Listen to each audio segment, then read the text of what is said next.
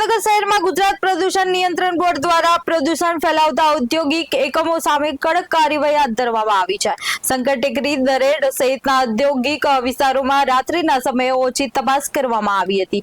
ખાસ કરીને electronic પ્લેટિંગમાં એકમોમાંથી છોડાતા chemical યુક્ત અને પ્રદૂષિત પાણીના નિકાલની સઘન ચકાસણી કરવામાં આવી હતી। બોર્ડના નિયમોનું પાલન ન કરનારા 2 એકમો સામે કાર્યવાહી માટે ગાંધીનગર સ્થિત મુખ્ય કચેરીના રિપોર્ટ મોકલવામાં આવ્યો છે। છેલ્લા 3 મહિનામાં 21 કારણદર્શક નોટિસ, 10 નોટિસ ઓફ ડાયરેક્શન અને 13 ઔદ્યોગિક એકમોના બંધ કરવામાં આદેશ આપવામાં આવ્યા છે।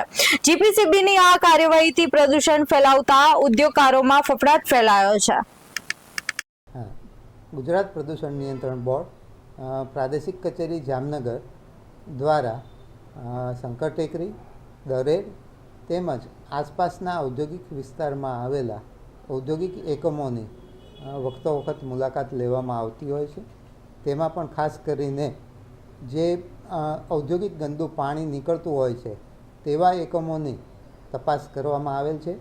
તે પૈકી હાલમાં છેલ્લા 3 માસ દરમિયાન 13 એકમો કે જેમને તેમનો રિપોર્ટ અમારી અહીંની પ્રાદેશિક કચેરી દ્વારા ગાંધીનગર મોકલવામાં આવેલ છે અને એ 13 એકમોને બોર્ડની વડી કચેરી દ્વારા એમના બોર્ડના ધારાધોરણોનું પાલન ન કરવાના કારણોસર તેમજ એમનું ઔદ્યોગિક ગંદુ પાણી નો યોગ્ય રીતે નિકાલ ન કરવાના અનુસંધાને બંધ કરવાના હુકમો બોર્ડની વડી કચેરી ગાંધીનગર ખાતેથી કરવામાં આવેલ છે।